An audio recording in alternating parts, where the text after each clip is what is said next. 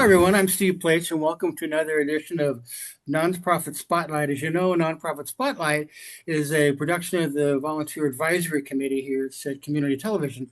And every edition, we highlight a group that's doing great work and interesting work in our community. And we're really happy to have with us Dark Sky Santa Cruz and Andy Kreyche. Andy, welcome. Thanks, Steve. Happy to be here and grateful for the invitation. Well, really looking forward to learning more about this really fascinating issue and kind of letting the community know what's going on with this.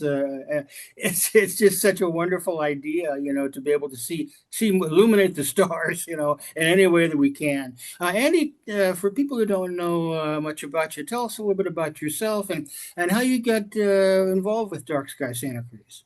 Yeah, so I've been living in Santa Cruz since 1975.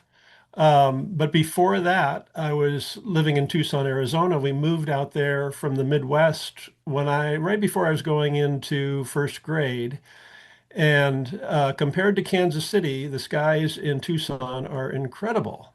And as a youngster, I looked up and it just got me hooked. It got me fascinated with the night sky and astronomy and all that sort of thing. Um, I didn't really pursue it in college. I got a theater degree, but pursued it a little bit later and then had a career in astronomy education, working in planetariums. Oh, for Uh, goodness sakes. yeah. Yeah. So that's kind of how I came into it is, preserving the night sky. And that's how the organization started. But it's expanded and it's more of an environmental issue these days than just so we can see the stars, Of the dark course. sky movement. Well, again, I was looking at your website and just kind of doing a little bit of research myself.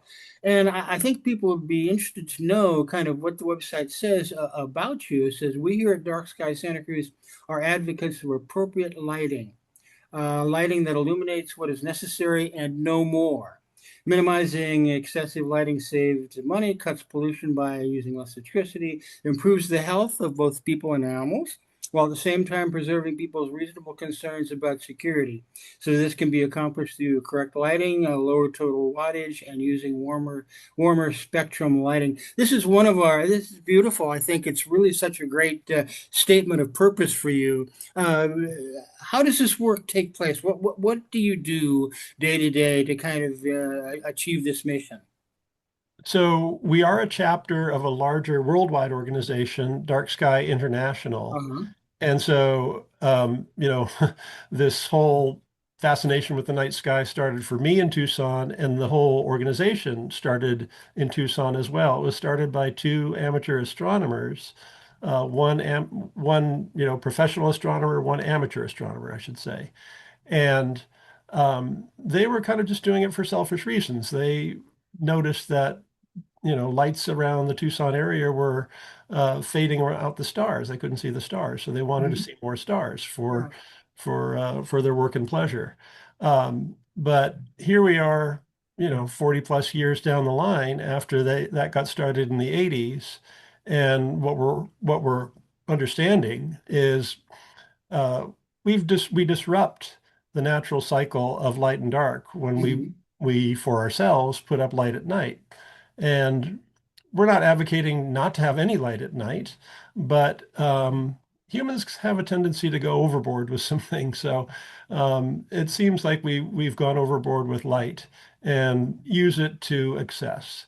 And now, 10 years ago, we had the LED revolution where Right. everything's an LED now. Hmm. And LED is an efficient form of lighting, uses less energy. But what tends to happen is, well, it's cheaper, we'll just use more of it. And so, in some respects, things are getting better, but in a lot, they're not because we're just using light indiscriminately. So, the focus is educating people about the harmful effects of light pollution on the environment. I mean, that's near and dear to a lot of people in our community. And, a lot of people just don't know. So a lot of what we do is just having to get the word out because there's just so much ignorance. And I don't mean that as a pejorative. It's just there's a lot of things to think about right now. Absolutely. No, no question And about people it. Yeah, people don't really think about light that much. They just, oh, I'll put up a light and use it. But yeah, we kind of want to change the culture. And our parent organization says, well, it's a simple problem to solve. You just turn the lights off. Well, it's not because we have an innate fear of the dark, being diurnal creatures, and we get this sense of safety. And I also talk about in my presentations about there's a lot of good things associated with light. Religion talks about enlightenment, and, dark is something to fear. So we have to overcome that. So my approach is to say that light and darkness are like yin and yang. We need them both. And we have a planet that has had natural cycles of light and dark ever since its existence, Hmm. 1.5 billion years ago. And every single species on this planet has evolved with that natural cycle. And so if we disrupt that natural cycle, bad things are happening. Bad things are going to happen. And there's all sorts of scientific research that is proving that. So, most any species you study, there are ill effects. And this includes humans. So, for example, humans that work the night shift, uh, graveyard shift, have higher rates of cancer than others. So yeah, we're not just doing it to save the animals. It's kind of an ecological concern, and we're saving ourselves too. It's wonderful, yes. And I did notice, again, looking at your website, that a very nice picture of you delivering a lighting talk at Scotts Valley Library. Oh yeah, So, yeah, how was that received? And what's a demonstration that you do an outreach to look like? yeah. So I bring light fixtures and show people what they can look like. I have some with me here, but one of the aspects of LEDs, I've got an LED right here, Of course. and I can turn it on. Maybe I can turn it on. There we go. Yeah. This is just a single LED, and it's very bright. It's a point source of light, so it's very intense. Hmm. So an LED, the intensity of an LED is like 3% of the intensity of the sun, which doesn't sound like a lot, but when you have a point source of light, it's not controlled. So if it's just a bare LED, that's not what we want. And then bare LEDs also are intrinsically blue. And Hmm. blue light, we're talking in the day, I see the blue sky out there. Blue light is what we naturally receive during the day. And a lot of research is saying, well, the blue wavelengths are not what we want at night. And I think this is easy to remember if you think back on how did humans evolve? Well, we evolved with firelight. So a warmer color light is kind of calmer. It sends signals into our brain to calm down Hmm. and get ready for sleep. And yeah, and has, in general, less adverse effects on other species. So So when I you're can show you doing, a couple. Like, yeah, please feel free to demonstrate. yeah, so Absolutely. this is kind of like a little mini wall pack. I'm doing some work with Pinnacles National Park to get certified as a dark sky park, and they've taken a lot of Is these that right? down. That's wonderful. Yeah. Yeah, so and you see these on warehouses and around town too. Hmm. These lights that, just stick on a wall and the light goes pretty much everywhere. So, and you can't see it, but it shines up. And Right. what is the point of having that light shine up? We don't need to light up the sky. So something more along these lines. So this is an integrated LED fixture. The LED's in here. It's not a bulb, Right. but it's got a little hood and the light is recessed. So you turn that on. It's a little warmer too. I don't know if you can tell, Yeah. but yeah, it just points down and directs the light where it needs to go. Right. So this is what we're advocating for. So now you're encouraging people to install this kind of lighting. Are you directing them to places where they can purchase these, or letting them know that it's affordable for them to do so? Or I mean, aside from the grander idea that hey, we want to see more stars, making it affordable and doable for people. Yeah, so that's one of the problems is it's not necessarily as affordable. The Uh-huh. cheapest light you can get is just fixture with a flat matrix of a whole bunch of LEDs. Will it be bright? It will be, but You'd be right. as if you have, 50 of these compared to just one, that's going to be even more intense. And Absolutely. if it's not directed, if it doesn't have optics built into it, it's just going to go all over. So it's not necessarily more affordable to get better fixtures, but in the long run, I think it is because you can use less light um, and dimmer light. Mhm. So one of the great kind of uh, advances that our parent organization has done recently is they coordinated with the Illumination Engineering Society and came up with these 5 principles of responsible outdoor lighting. Indeed. And they're they're listed in order supposedly of importance. So number one is the light should be useful, should have a Hmm. clear purpose. So, that's kind of a duh, right? But a lot of times I'll see lights just kind of stuck somewhere, and it's like I'm not sure what that's there for. So Yeah, of course. um, yeah, we want to honor people's sense of safety and security.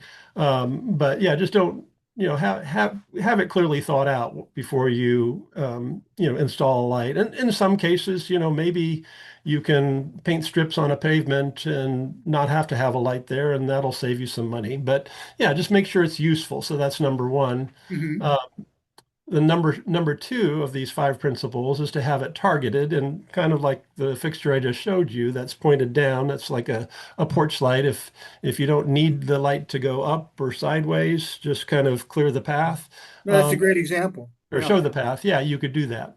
So you just have the light where it needs to go. And then the third one, and this is a little counterintuitive, is low level. Have it be a little bit on the dimmer side Hmm. because everybody knows, the sunlight will constrict your pupils, and when Of you course. get into darkness, they dilate. Well, if you have a very bright light, your pupils constrict so much that you can't see the dark areas, and the contrast between what is what is illuminated and what isn't becomes worse. And if you're scared of somebody, out to get you or whatever, they could hide in the dark much more easily Sure. if, for example, you're walking up to a bunch of floodlights. And we see this around town where there's an ATM that has this giant floodlight over the ATM pointing into the parking lot. And, you walk up to that and you're pretty much blinded. Um, if you're, looking into that light. I have had that experience. I know exactly Yeah. what you're talking about. Yeah. So, we think it's common sense. So yeah, dimmer is better. And, our eyes can adapt to, a dim environment pretty Hmm. well if you allow it. But if everybody just has everything on, you know, level 10, um, it's going to be Right. harder for you. And just the glare problem is huge. And then the number 4 principle. So we have useful, targeted, low level, and then controlled somehow. So simple control is an on-off switch, flip it off when you don't need it. But of course, we have more sophisticated controls these days with technology. So you can have uh, a timer on it. You can have sensors, so it comes on at sunset. You can even have sophisticated lighting where it dims after 1 o'clock in the morning Of course. because you need less light, or just turn the thing off, right?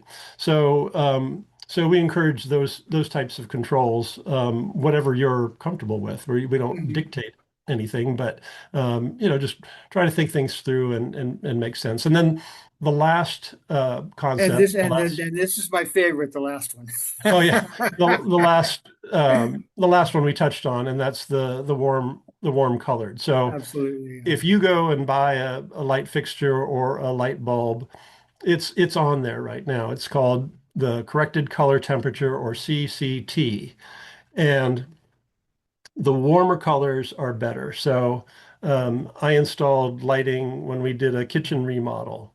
And the thing about incandescent lighting, if you dimmed it, it would naturally get warmer as you dim it down. Hmm.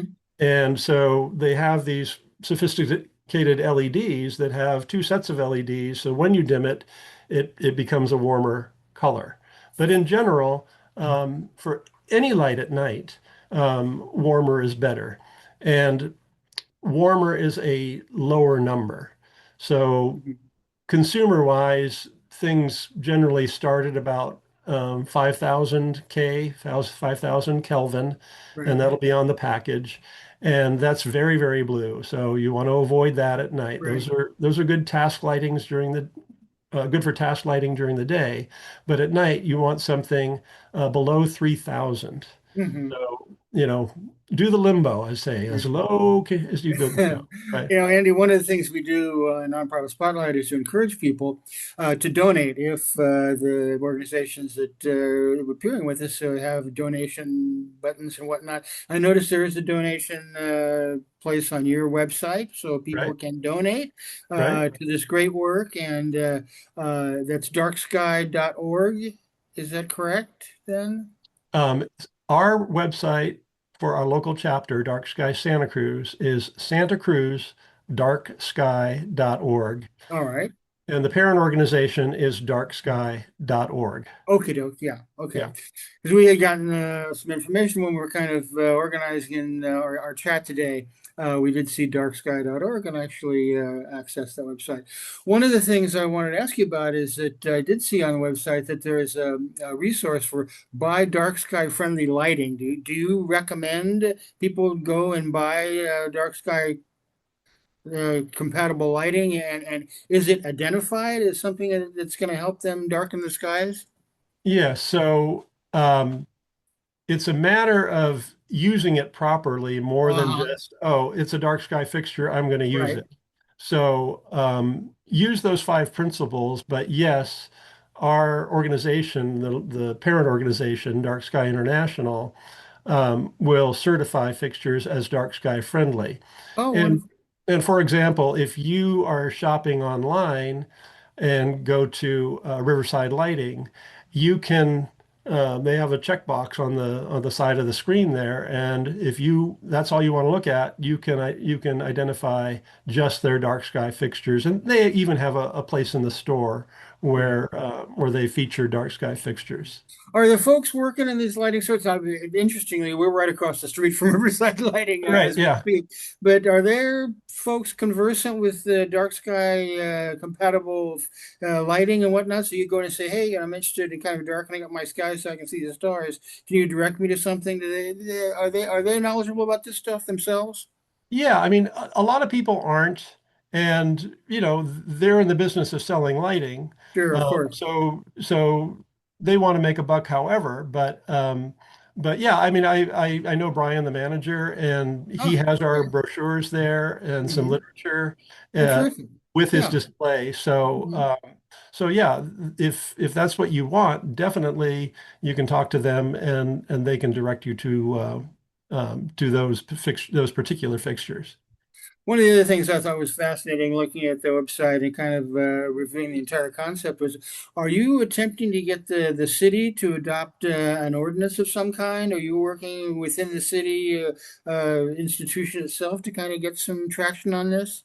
Absolutely. So, our chapter has been in existence, I think, for 11 years now. I joined 10 years ago, and, we were just a handful of people and cared about this, and we were wondering what we should do. And we brought to light, pun intended, a Wonderful. few Yeah. a few problem lights, one being the bridges across the San Lorenzo River.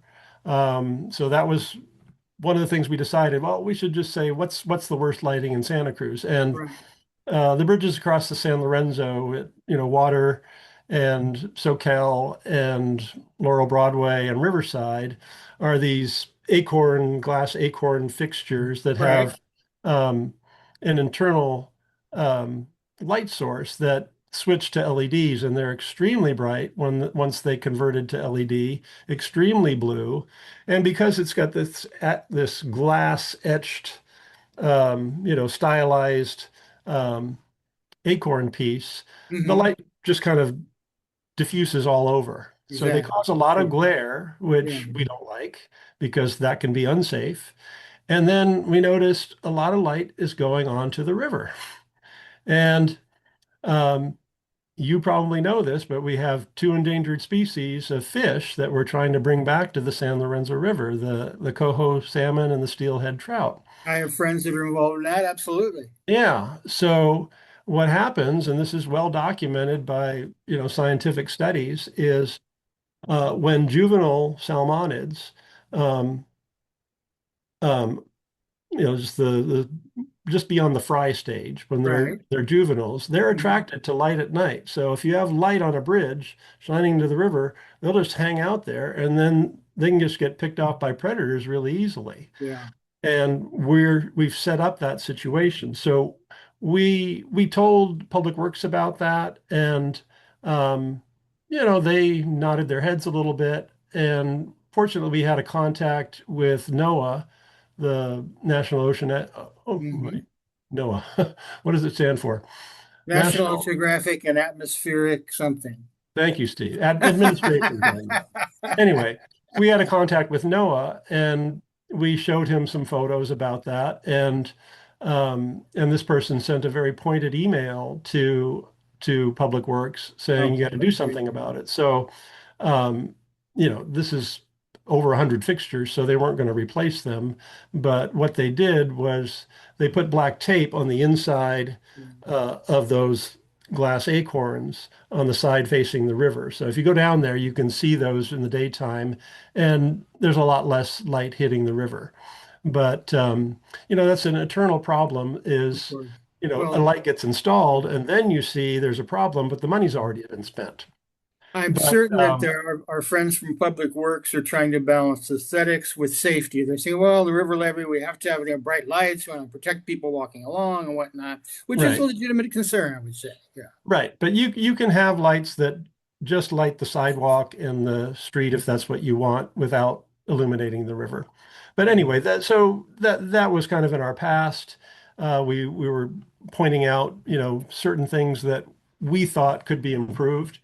Um, but then we talked to Mayor Keeley a few years ago and brought it up to him, and he said, "Well, why don't you write an ordinance and I'll bring it to City Council." Oh. So we spent about 2 years writing an ordinance, a lighting ordinance for the city of Santa Cruz, Hmm. um, and brought it to him, but it doesn't seem to be going very far. So what we're trying to do now is activate our current members and new members and just people who we've seen at outreach events that are interested who live in the city of Santa Cruz to contact their city council person and say, hey, this is important to me.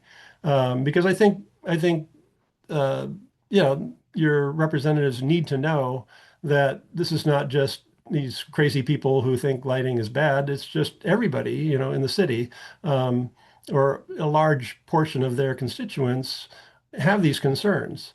If it's just us coming to them, then maybe it's not that big a deal.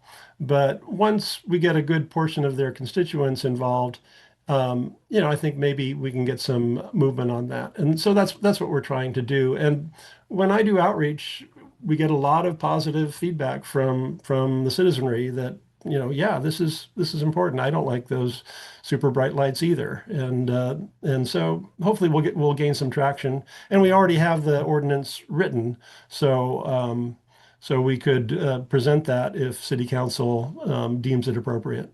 No, I think that's a great strategy, and particularly since now Santa Cruz as a district organizational structure, Right. you can go talk to various, council members and see if their constituents are interested in that. And I think, that should get some traction with those folks.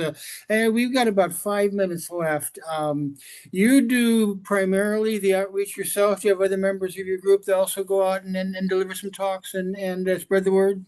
Yeah, I'm the primary person for outreach because that's been my background working in planetariums Hmm. is talking in front of people. So I'm comfortable with it, but other people join in as well. Yeah, I do some classes and even been invited to give talks in the Bay Area. Oh, terrific. So there's Yeah. no chapter in the Bay Area, so we're the Uh-huh. closest thing to it. But Yeah. yeah, and frankly, we are trying to expand beyond the city too, because every time we're at an outreach event, we get people sign up for a list that, talks about our activities. And there's a Mhm. lot of people in other parts of the county that want to see this happen. So we'd like to grow this county-wide as well. We could easily adapt the ordinance we've written for the city um, to the county. Mhm. And the ordinance is written in the spirit of those five principles we went over. Yeah. And you say that you've been together with the group for 11 years or so, you say, The group's about? been And together, I think, since 2015, and I joined almost okay. exactly 10 years ago in Yeah. 2016. Yeah. So, so what's the immediate future hold for the group? What are you guys doing? Yeah, we're trying to activate and get more people involved, frankly. Yeah, we've just been a kind of small, tight group. And, anybody who expresses interest, we invite them to attend a meeting. And, just recently, the talk at Scotts Valley Library that you mentioned, um, a woman attended who has been doing things like this on her own, just in her mobile home park. She's a retired teacher and she's been communicating with people in her park and at Aptos High over there. And so we happen to have another person who is in our group in another mobile home park. And there are specific rules for lighting in mobile home parks in California that are separate from any city or county ordinance. So we were able to hook them together and, hopefully they can come up with something. So anybody who has a specific interest, we'd like to use their time and talent and skills to, yeah, just to help the group do more. Well, it's great work you're doing, and we really encourage people to donate if they can and help your group shine a little extra starlight on our community. We could certainly use it, and it would certainly be welcome. Andy Kreyche, thanks so much for being with us, and thanks for the great group, and thanks to all of your folks who are doing such great work. Again, we look forward to maybe looking at one of your presentations and maybe checking in on something later. Oh, do you have anything immediately that you'd be doing in terms of outreach? Well, summertime is the hard sell to tell people, oh, we got to turn down the lights at night because everybody's Of course. we got so much sunlight, people don't think about it. So I've got some plans for presentations starting in the fall when this becomes, more in people's Of course. consciousness. Well, But wonderful. yeah, Well, yeah, this program's evergreen. We're going to be playing it throughout the year, so people are going to get the word around throughout the year. So maybe they'll be able to come to one of your future presentations, and it'd be great to see you. Andy Krejci, thanks again so much for being here, and thanks for great work. This has been Steve Pleich with Nonprofit Spotlight, and we will see you next time. Thanks, Andy. Take thank you, care. Steve. Ah.